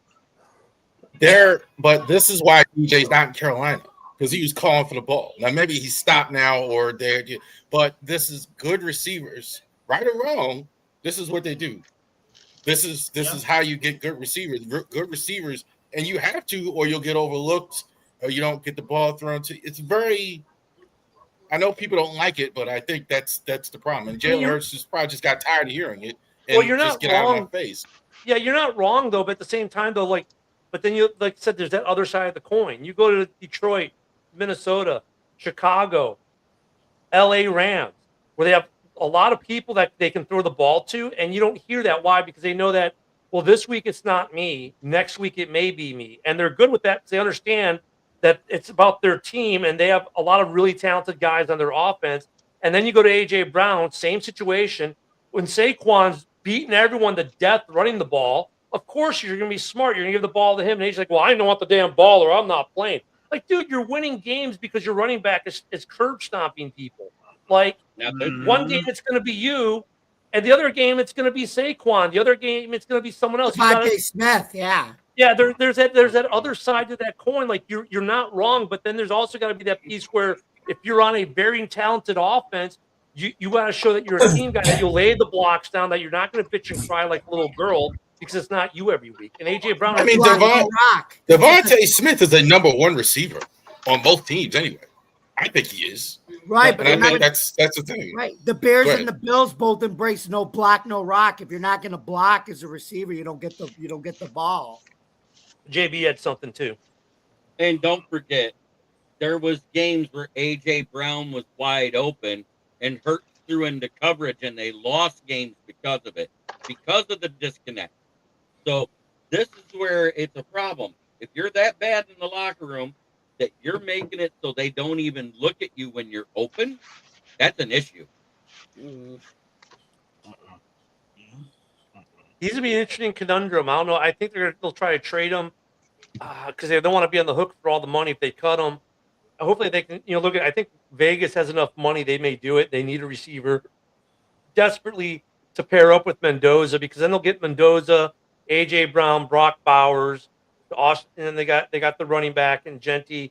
I think Vegas would feel pretty comfortable if they can do something with that offensive line that they would then have a functional offense. I tried. He already left. I'm sorry. Yeah, Daniel would fit in well there in Detroit, huh? Yes, he would. I had the ball gag, the rope, and the chair to tie him up in the back of the van just in case. I borrowed the work van, but he was already gone.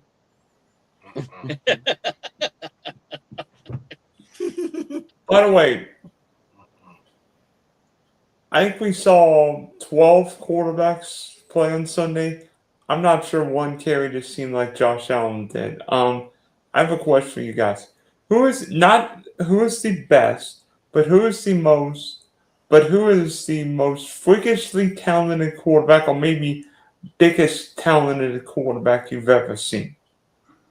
My guy, Josh Allen, he definitely is. I can name 3 old school guys before him right now. Randall Cunningham, Steve Young, and way before my time, but I've watched film on him, Fran Tarkenton. Those guys were great, but they didn't hurdle over Anthony Barr like Josh Allen did his rookie year. Oh, I was thinking guys. more Moon. Not the way Josh Allen hurdles people, the way Allen does it. Jeremy, I thought you The were going to go best- Warren Moon. Best two athletes I ever saw were John Elway. I'm not talking about the best ever, but athleticism, John Elway and Michael Vick. In terms of like, Two more. Vic was older ridiculous. guys, of course. I'm not going to lie. Cordell yeah. Stewart was pretty athletic. Of course, old time guys that don't play anymore, but okay. I think Allen Elway, and I'm going older than all you guys. How about slinging Sammy Ball? Yeah, for his time. Yeah, I mean, you asked me this question in backstage, and I told you Steve Young right out of the chute. I did too. There's no question about that. Yeah, Randall Cunningham's another one. But can I really give you one that nobody gives any love to for whatever reason? And I think if he'd have played on a better team, that he wasn't fourth or fifth on the pecking order, he would have gotten a lot more love, is Dante Culpepper. Yes. Same in McNabb too. Dude, he was huge. He was what, McNabb 6'5", 290 pounds. For Culpepper's size, he had ridiculous speed, could throw it out of the stadium. He probably was Josh Allen before Josh Allen, if you really want to sit there and look at it. I like some of the old guys. He had those receivers that were insane. You know, you got Randy Moss, Chris Carter, Jake Reed. I like some of those guys. I don't know if they're really old school. I guess for some people they're old school, but for me, maybe not. They're not as old school as much. But I like guys like Cutler, Favre. You know, the gunslingers who'd also lower their shoulder and hit you when they ran with it. Like Cutler would legit lower the shoulder and hit you. So would Favre, and these guys would play through any injury or attempt to until their coaches shut them down. Wait a minute. Rich Gannon was another one like that. Quarterback in the NFC Championship game. Tough. Well, like that NFC Championship game, he had a tore ACL, and he's like, put me in, and he's like, well, they're like, no, we're not going to. You're done. He's like, well, I'm gonna ride the bike, and then you're gonna put me in, and Cutler was like that, and Favre was like that. Rich Gannon, another one. I remember games with Rich Gannon's got cuts on his hands from getting stepped on. It's like, whatever. He's still up there slinging the rock. Like, those guys, they may not be the best runners. They may not be hurdling people. But, man, those guys would initiate contact. They didn't care. They would tackle someone. They would do stuff. They're like, like Pat McAfee was as a punter. Like, Pat McAfee or Janikowski would try to take your head off if you got to them. It's McAfee. The quarterbacks like that, they rank high. McAfee. I always thought Ben Roethlisberger as an athlete. It's probably maybe me saying he was a dual threat when he started. He was. But like, if he was faster, you're right. Ben Roethlisberger would just throw people off like I've never seen anybody at the quarterback. They would tackle him and just he would just toss him.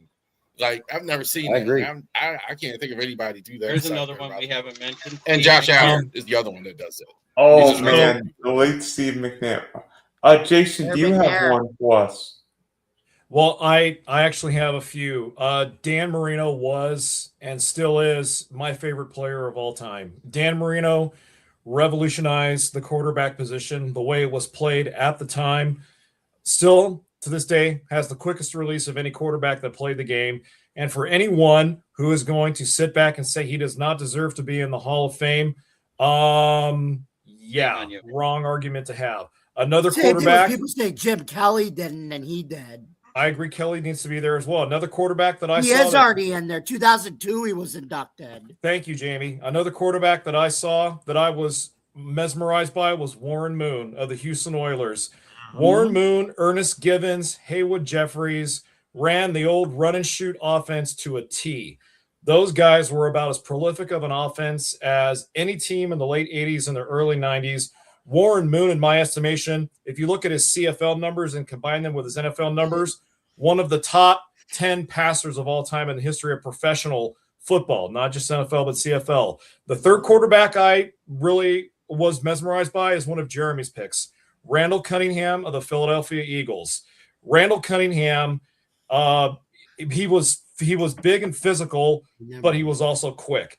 And you didn't see that out of a lot of quarterbacks. So for me, Marino, Moon, and Cunningham, John Elway would be on that list, as would be Jim Kelly, because I really admired the hell out of Jim Kelly, Jamie. The one thing, though, for the current guys... Wait, can I say something to Jason, though, about Warren Moon? Because Go ahead, Jamie. Yeah, Jason, Go ahead, Jamie. What's up? Guess what? You know who Warren Moon's a victim of, right? Is Kevin Gilbride, because the problem with that run and shoot offense was they didn't do a good job taking time off the clock. Because I don't know if you remember the comeback game when they were up 35-3. Kevin Gilbride should have tried to run it down Buffalo's throats to kill clock, but he kept sending Warren Moon out to pass, and that's why they lost. Yeah, but I mean, when Warren Moon did pass, he did it extremely well.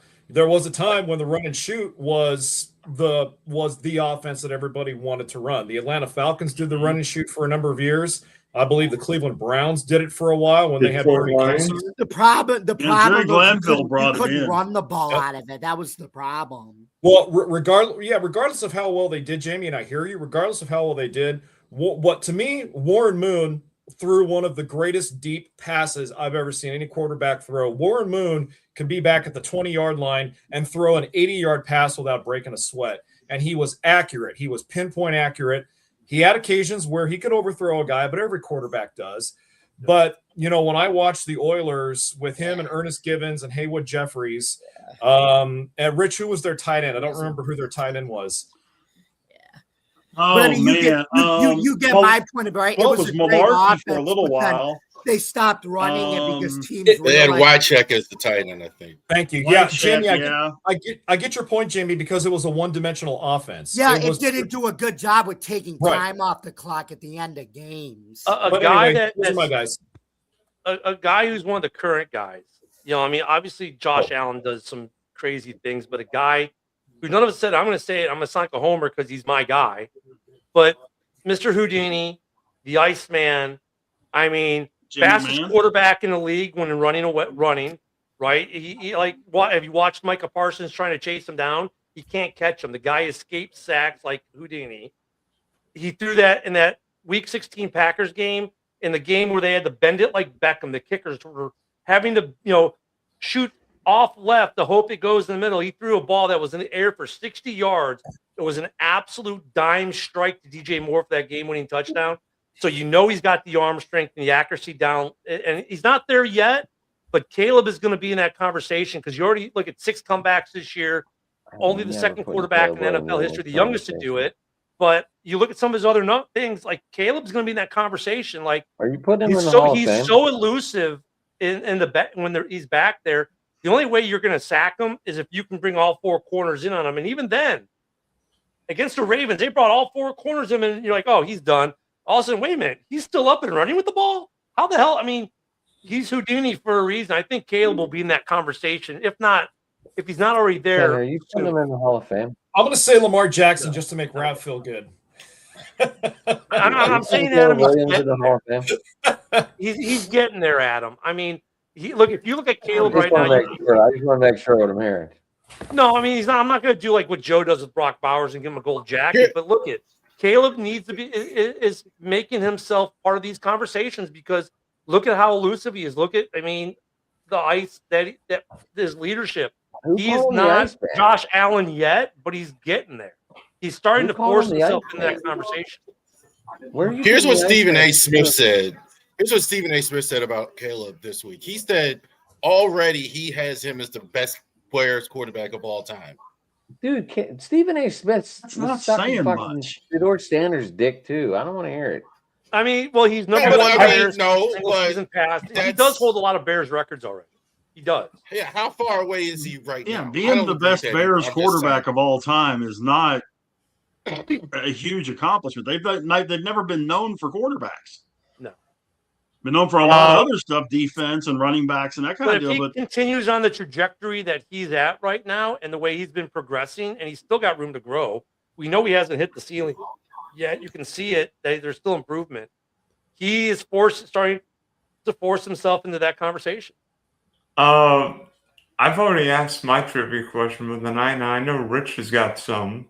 Might involve all of us. So yeah, let's go for it. Try and stump me. I got a couple. This one, it's not necessarily a collective, but here we go. The only team to have never played on Thanksgiving Day. My team. thought the Jaguars. What of the Who are the Jacksonville Jaguars? He would be correct. That is the Jaguars.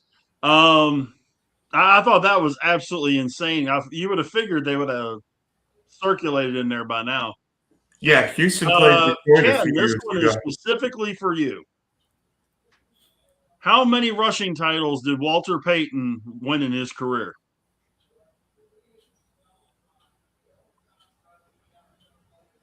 I think in '85, didn't Dickerson win in '85? I don't think he has that many. I don't think he has any. I don't think he has any, to be honest. Yeah, that's one thing. I don't think he has any. One. 3. One. Okay. He won Because one. people would say it would be '85, but Eric Dickerson had it in '85. Yeah, wasn't that the year It's Dickerson one rushed of for those crazy 2,000 deals. yards? It's kind of like the deal with Hank Aaron that he never won a home run title. Well, Earl Campbell was the running back in Houston at the start of Walter Payton's career. Well, I mean, like with the Dickerson, you're like people though would say though, honestly, most people would say it'd be, oh, he probably won in '85, but that's what made that NFC Championship game in Chicago such a big deal because Dickerson was the running champ that year, and the Bears held him to like 40, 50 yards in that game at Soldier Field, and it was like that was the big thing. Like if anyone was going to beat the '85 Bears, it was going to be the Rams with Dickerson running the ball, and it was a very cold day on the AstroTurf. It was AstroTurf back then at Soldier Field, and they stuffed Dickerson. And yeah, so Walter, it's funny that Walter, you'd think you'd have more, but yeah, I thought it was 0. But what year did he win it, Rich? 1977. Yep. But here, this one is gonna. I think this one's gonna take a minute. If nobody looks it up, this one's gonna take a minute. Who is the only player in NFL history to be credited with throwing a touchdown pass to himself? Tom Brady. Nope. I'm just kidding. I'm just Marcus Mariota. That would be a no. Patrick Mahomes. He throws the ball to himself all the time. Nope.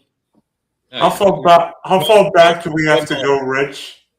Why have I should know this. We're talking less than 50 years. How Oh, about that? crap. Who's Brett Favre? No. No. I'm gonna say Roger Craig, San Francisco 49ers. No. I Bob will have a Avellini. hint at some point whenever you guys all decide you want one. I will have Who a hint. is Cordell/Stewart? No. Bob Avellini. There's an Ooh. answer. That's a He good died guess, on the Bears Cordell. quarterback. That's what. I was thinking. This is like early. This is like 90. Dude, Avellini I played believe. forever too, didn't he? Oh, Peter Tom Oh. Willis. No, I know this one. Brad Johnson of the Vikings in Brad 1997. Johnson. Peter Tom Willis, baby. It's Brad Now Johnson. that's a football nerd right there. I'm still on Peter Tom Willis. Like if Right. you know that name, boy, you've watched a lot of daggone football in your life. You Thank know you, the name Rob. Peter Tom Willis. Thank you, Rob. That's I Steve think that's Fuller. more of a compliment than a nerd. We're going Bears quarterbacks. How about Steve Fuller? Oh God, there you go. Mike Pagel. Basketball. Or even better than that. Oh shoot. That's another one. You start saying wait, Mike wait, Pagel. Wait. That's serious. How about Well, Archie I got one better for you. Runs it. What defense didn't cover him when he lobbed the ball in that game in '97? Basketball team runs it. Oh, what defense? What now? What defense was Brad Johnson Oh, facing man. when they didn't cover him? Oh. And it's not my Detroit, Lions. if you're saying it. Nope. Green It's not Bay? the Lions. It's not the Bears, and it's not Green Bay. It's nobody in the North. Think about No, it. '97. He was playing for Tampa then, right? No, he wasn't with the Tampa Vikings. then. He was with the Vikings. He was Was it a against? Viking. Was it against the Buccaneers? Same division. Well, yeah, it was the Central back then. Saints. Yeah. No. So, Rich, what's the answer to your question? Oh, Brad so Johnson. it either has to be It the was. Buccaneers or the Saints, then probably It was the Panthers. the Panthers. No. Yeah, see, my hint was going to be he won a Super Bowl. Like I think Jason will know this, but how many former Bears quarterbacks were also Packer quarterbacks? Oh boy, that's a really good question. How many six. former Bears quarterbacks were Packer quarterbacks? Jim McMahon was one for sure. I know that. Yeah. The Man was- he was basketball kind of. I'm also going to say Am I close with 6? The basketball. I want to say Chris Chandler, but I don't think Chandler played. I know Chandler played for the Bears, but I don't think he played for Green Bay. I don't remember him playing for the Packers. Basketball. What about? Jesus. Oh man, Ken, you're taking me back a ways here, buddy. I think the basketball. Wait a minute. I know this one. Hold on. Oh, what about no, Don Mikowski never played for the Bears. Magic Man never No, played for but the Bears. Zeke Bretkowski did. Bartkowski. Yeah. Basketball. Zeke Bretkowski played for both. Bratkowski, yeah, thank you. Mhm. There was somebody else. Jim McMahon, I Was there remember one that or two one. other ones? But I know he. Well, Jim McMahon was the greatest troll job in the history of troll jobs before that was a thing. One I thought you would have gotten was Mike Tomczak. Zach. No, seriously, that's who I was thinking of. But I couldn't get the name out of my mouth. Thank you. Seriously, Zeke Tomczak. Bertowski, Mike Tomczak, Tim Boyle, Bobby Bobby Douglas. Douglas, Jack Cochran, Cannon, George Blanda, J.R. Boone, and of course, Mr. Troll Job before that was a thing because he wore his Bears jersey to the White House when Green Bay won the championship with them on the team. Okay, That's another. There's another one. Mike Tomczak. Didn't Mike I said Tomczak Tomczak. start the He fall started as a ball? backup for the Steelers. Right. Yep. Started for the Steelers too. Yeah. And what's Yeah, funny he is was I pretty believe sure Tomczak it was. signed Super Backup Bowl when he 20 helmet retired. here. Don't forget you know, Bobby so- Douglas. And the other funny thing is, like, if you go with recent Bears and Packers quarterbacks, who has the most rings? The answer to that question, ironically, is Jim McMahon. That must have been a really long time ago. Favre only had one. Rodgers had one. McMahon had two. And then there's everybody's favorite backup Because he was quarterback. far as backup. Right. There's everybody's favorite backup quarterback that got paid by the Seahawks because of that Thanksgiving game versus the Lions. Matt And Flynn. He Yeah, ended Matt up Flynn. playing for the Bears. Yeah, He that also went the other played way. for the Packers. Oh wait, I have a good question for Jamie. Jamie, Yeah. you might be able to remember this too, Ralph. Which Jack quarterback became infamous in a famous game involving the Buffalo Bills? Involving a famous playoff game involving the Buffalo Bills. Mark Bruno. Mark Brunell. No. Rob Johnson. Yes. Mm. Rob Johnson stalled the Music City Miracle game because Wade Phillips was a piece of you know what and didn't stall Doug Flutie. I think if you put Rob Johnson and Josh Johnson together, they played for every team in the NFL. If you like and put Octavio Deltel, they would have played in every. Although, guess what? Though Johnson did drive him down the field for that game-winning field goal. That was a forward pass. That was a bad You know what? I want to go back call. to Aaron Rodgers for a minute because this just hit me. Aaron Rodgers might sign with the Vikings because then he gets two more chances to beat Green Bay and become part of that club of quarterbacks who've beaten every team in the NFL. He should Yeah, just Club of retire, but 32. that's okay. Steve. Yeah. What did y'all think of Aaron this year? The way he played Played really well. Really well. overall. He had moments where he had the old Rodgers, but I don't know. I think some of it was Pittsburgh was a little dysfunctional offensively. I think if he went to Minnesota, he'd be much better They than were he was in dysfunctional Pittsburgh. the past 19 years, hence why their Yeah, I coach know. But I mean, resigned. I don't think that offense was little. like Aaron did what he could with it. But I think actually, if he would have gone to Minnesota, I think he would have been better in Minnesota with KOC than he was in Pittsburgh. I think he played well enough in Pittsburgh that he could say, you know what, I've got another year or two in the tank. And I Mike think a Tomlin's team a like Mamaloo. Minnesota, he would actually do well there because of their system. And the There are a weapons. couple teams I think that if he went to, he would Ken, still look good. wait. Ken, you're missing the biggest glaring point in this comparison. Justin Jefferson, Jordan Addison, TJ Hawkinson, Right. Jordan weapons. Naylor. I said that. Okay, now you go to Pittsburgh. You got DK Metcalf, Pat Fryermuth, and Crickets. Yeah, I know. Right. That's what I'm saying. He did better in Minnesota. Juju Smith, baby. Juju Smith, his favorite fucking receiver. He would do better in Minnesota. Smith and Calvin Austin and those guys. No. No. Yeah, he would do better in Minnesota than he did. Have a number 2. So he did well enough in Pittsburgh where I think there are a couple teams where he would look good at next year, Minnesota being one of them, because I think he was good enough to show that he can go to his place like Minnesota and do well. Here's what I can tell you, Ken. And I realize if ifs and buts were candy and nuts, we'd all have a Merry Christmas. But if the Steelers had the Vikings receiving core, they'd be going to the Super Bowl right now. Yeah, that's what I'm saying. That's why Aaron would do good to go to Minnesota. We're saying the same thing, just a little differently. I think it would make sense for Rodgers to go to Minnesota if he's looking to get one more ring. If you're looking for teams, if he's looking to get one more ring, and you're like, where can I go to get it? Minnesota could be his best shot. Yeah, but you were talking about, what we thought of Rodgers this year. If Rodgers had those kind of weapons, we would have seen a Rodgers type year. Well, I know, but that's what I'm saying. Weapons. He didn't have those weapons, and he still had games where you saw that. So I'm like, he even with the shittier wide receiving core, he had a couple games you're like, okay, 5 touchdown games where he was able to do some things.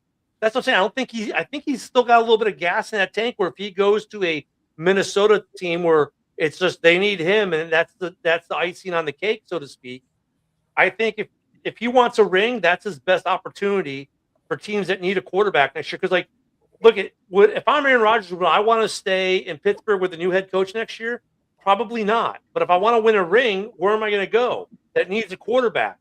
The only one that sticks out that's in a position where if he goes there, he knows he's going to, A, they already had a winning record, which Minnesota did do. B, they got a good defense for the most part. They got a great wide receiving core. They got a coach who's known for doing things with quarterbacks that he probably respects KOC. I think Aaron to Minnesota actually makes sense in some jacked up way that I hate. Well, let me throw this at you. He had 2 games all season where he had more than 2 touchdowns. He had 6 games that he threw for under 200 yards, including a game where he threw for 139 and another one where he threw for 117. So, yes. Now, on the flip side of that, he only threw 6 picks. I get that. But my goodness, there was no, even when he had those 2 4-touchdown games, it was the first game of the season against the Jets where he went 22 of 30 for 244. And the other game was the game against Cincinnati where he went 23 of 34 for 249.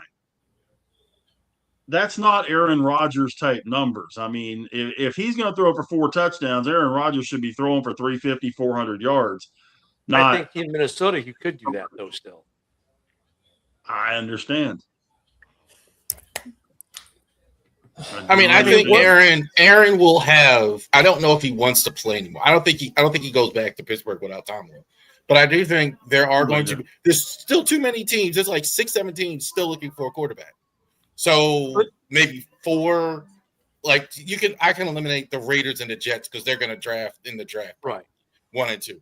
But there's like 4 squads. Certainly Arizona. Certainly you mentioned Minnesota. You mentioned. It could be the Colts. It could be. So I think Aaron, if he wants to play, can keep playing. But whatever that says about the rest of the league is a whole different thing. I think Minnesota is his best option, though, in terms of the receiving core, that team in general is on a whole. Because of those teams you mentioned, Charles, who's got the better defense? The Vikings. Who's got a better receiving core? The Vikings. No, I agree. I agree. I think that might be the only place where he wouldn't retire would be Minnesota. Yeah. I think that would make a lot of sense. The bad side of that, you're just trying to be like Brett Favre. Well, hey, Favre got to the NFC Championship game doing that, so that might not be a bad thing. Brett Favre was at least in better shape and wanted to play. Rodgers doesn't. You brought up a good point, though, Rav. You brought up Arizona. Marvin Harrison, Michael Wilson, Trey McBride. You got the running backs. The defense is not horrible. going to have a new head coach. Arizona might not be that bad of a option either. I It don't know that depends he's on the go head there. coach. Kyler Depends on Murray's who going to they be hire. available for somebody too, and we're talking about He's going quarterbacks. to Kyler Pittsburgh. Murray, somebody is If going Kings- to take Kyler Murray, whoever it is. If I mean, Kingsbury for Arizona, goes, Rich, I I agree promise with you. you. When you look at the personnel, but it depends on who they hire to be their head coach. if Kingsbury goes to Pittsburgh, I promise you, Kyler Murray will be wearing a Steelers jersey next year.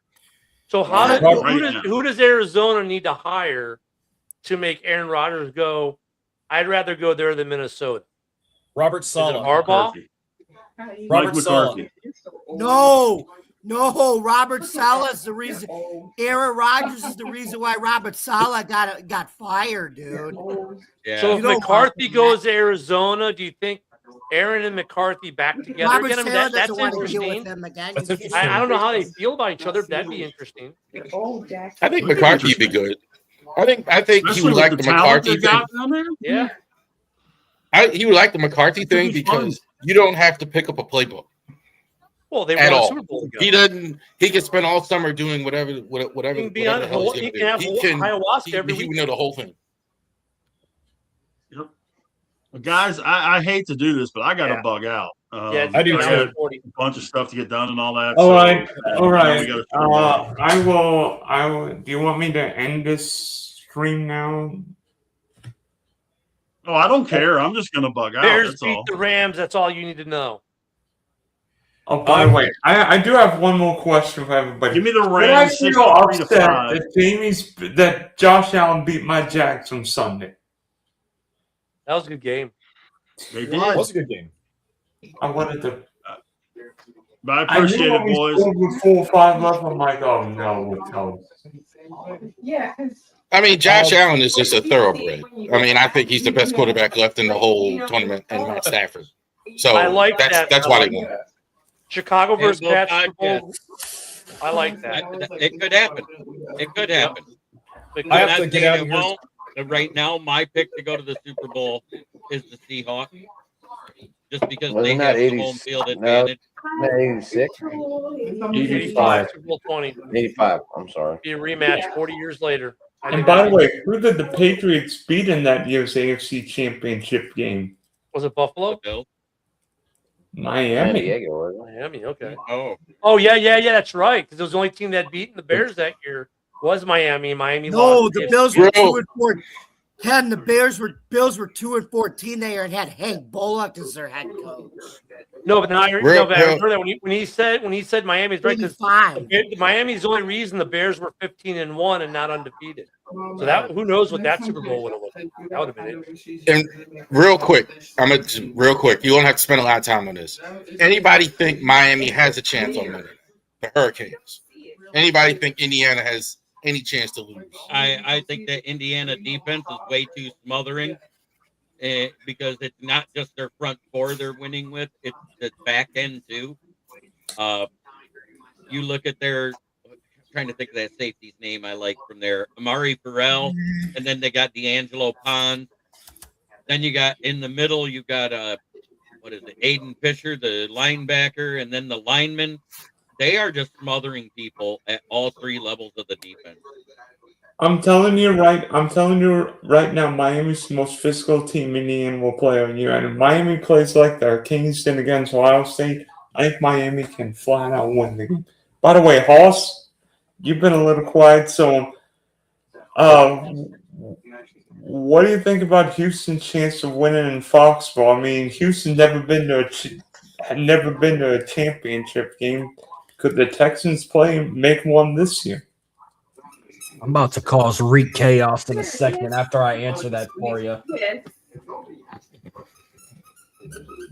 Anyhow, the way they beat the Steelers, I think they can get it done. I think it's going to be a tight, close game, but I doubted them against the Steelers. I thought it was going to be close. I didn't think they were going to pull it off, but I think they can hang with it.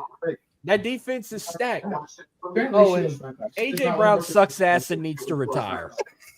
I'm predicting one more game at Highmark Stadium. How can that happen? It's not happening. The Chargers lost, dude. Right, but aren't the Bills the 5 seed? 6 seed. Yeah, they're the lowest seed still in. So So that's why if Houston wins, they'll host. If Buffalo upsets Denver and Houston beats New England, Texans will host the AFC Championship. Right. But if Denver wins and Houston pulls it off, Houston will still have to travel. Yep. But that Broncos-Bills game is going to fucking change the whole scenario of the playoffs because now that everyone's basically out of the fucking way for Josh Allen, the only one left that really is going to wreck him is Bo Nix. If he can beat Bo Nix, he can probably win it all this year. This is his last shot. But that Texans defense, dude, they sacked Allen 8 times in the last game. Mm-hmm. When do you ever hear Josh Allen getting sacked 8 times? Like, never. Well, whenever you ever heard I will say this about the Texans: if their defense actually gets to the Super Bowl and win, I think they're in the conversation as one of the all-time great defenses. Yeah, that's how the 2001. I think that's a conversation. I'm telling you this. Houston, You're saying it from experience, Charles. You're saying it from experience. Your 2000 Ravens did the same thing, except I think C.J. Stroud's a little bit better than Trent Dilfer, but that's I don't know, not the C.J. Stroud I saw last night. C.J. Stroud couldn't even hold on to the ball. Better than Trent Dilfer ever was. C.J. had a tough game. About that. C.J. had a tough game because the Texans have no offensive line. Which Nico Collins was in concussion protocol, probably won't play this weekend. That's the most I hate that. Trent Dilfer got fired from you. Hold on, Jeremy's trying to speak. As much as I hate to say it, Hoss, that's why I got the Pats winning this game is because of your offensive line, because they're the only defense that plays defense that you're facing right now like that. If you were playing Denver, I would feel the same way because you'd have to go to Denver. And that's what they need. Craig May hasn't seen that. That Texans defense is for real, though. And so's the Pats defense. Go ask Justin Herbert. He was hit 30 times that game. Yet Houston sacked Josh Allen 8 times. When does Josh Allen ever get sacked 8 times? At Wyoming? I think that Texas defense, if they can go, you're really putting them with the Bucks and the Bears and these guys are really good. I mean, I'm not saying it's going to happen, but if they do, you really got to consider that. I mean, the way they play, considering their offensive line. No, Houston's not anywhere close to the Legion of Boom, the no-fly zone Broncos. Relax. It's going to be low scoring. I think that game's first team to 20 wins, if that. Right. It might be 17-13. If they pull this off, it won't be no 30-6 like they did with the Steelers. I could see it being like a 21-17 score or 27-24. It's going to be a field one possession. I think the Rams-Bears game's got a chance to shoot out. I got the Bears beating the fucking Rams. They barely hung with Carolina. They ain't beating Caleb fingernail. When Caleb Williams finds this right fingernail polish, it's game over. The Bears are winning that game. Yeah. By the way, Stafford's still dealing with that finger injury himself. Now he's going to cold Chicago. So Kelly can kiss it and it'll all be better. And we already know Seattle's winning. George Kittle tore his ACL. Seattle's winning now. Rams haven't looked good. Darnold is showing up in prime time, and he's going to do what he does every time in prime time, and he's going to suck. How many times did you watch the Seattle Rams game where they came back and won, and that was Sam Darnold on prime time? 0. You keep missing that. Oh, I've got a question for everybody right now. I've got a question because it doesn't fit your little narrative. I've got a question for everybody right now. One word. Grifter, Ryan Clark lover. Ooh. Who the fuck likes Ryan Clark? Nobody does. You do. You were a Steelers guy. I should have known that. Yeah, that's why. That's what I was thinking. Were you hey, Jamie, were you hanging out with Laura Rutledge last night? I wish, man. You kidding me? Oh. But she's married. I'm not even throwing shots in the fucking dark. What the fuck? Okay, Go ahead, so Tom. which job is the most prestigious? Which head coaching job is the most prestigious right now? 1-1. Baltimore. Baltimore and Pittsburgh is intriguing to get the job. You can throw in 2 more on top of that just because they're I was vacant. throwing Atlanta. Atlanta, yep. Atlanta's not as intriguing as the Giants because the Giants at least already have a franchise QB.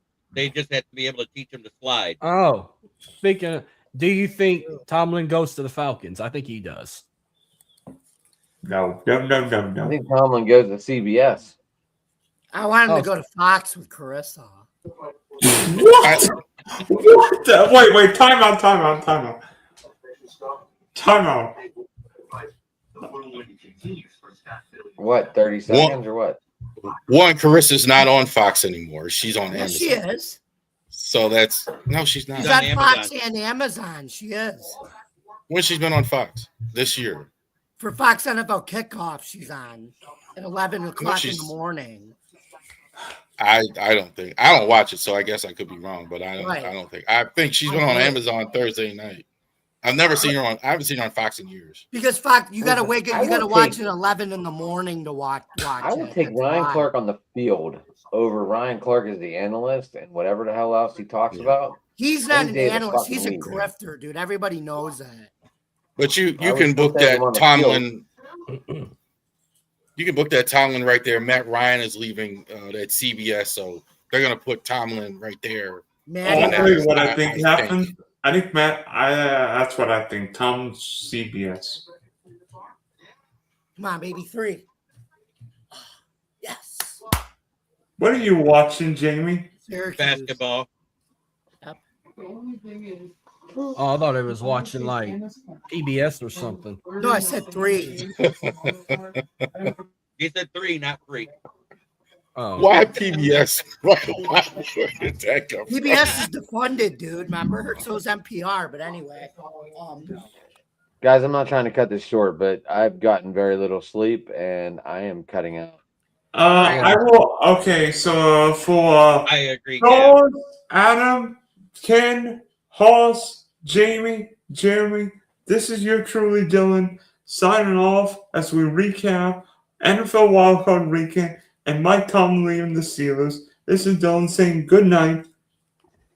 good night. Adios. Buenas noches.